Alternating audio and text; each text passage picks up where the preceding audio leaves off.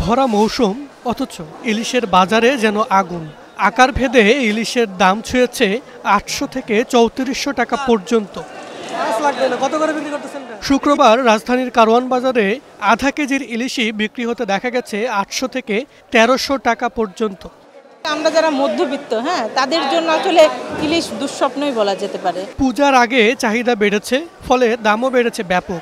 ইচ্ছে থাকলেও সাধ্য না থাকায় নিম্ন মধ্যবিত্তরা ফিরছেন খালি হাতেই। পাতে ইলিশ সাজানোর স্বপ্ন তাই অনেকের জন্য হয়ে উঠেছে কেবলই কষ্টের হিসাব।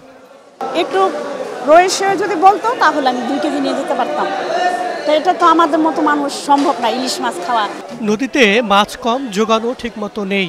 চাহিদা বেশি বলেই দামও বাড়তি বলে জানাচ্ছেন বিক্রেতারা। তবে অন্য মাছের দাম তেমন বাড়েনি, মিলছে আগের দামেই।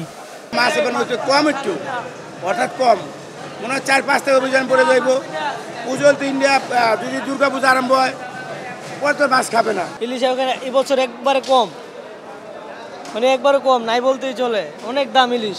এদিকে সপ্তাহের ব্যবধানে চাল, ডাল, তেল, ডিম, মাংসের দাম আগের মতো থাকলেও সবজি ও মশলার বাজারে ক্রেতাদের অস্বস্তি রয়েছে। ছুটির দিনে বেড়েছে পেঁয়াজ, রসুন, কাঁচামরিচ সহ শসা ও লেবুর দাম।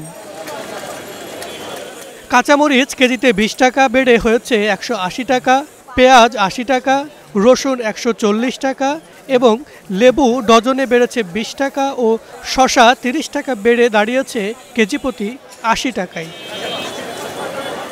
মাহাবুল ইসলাম, স্টার নিউজ, ঢাকা।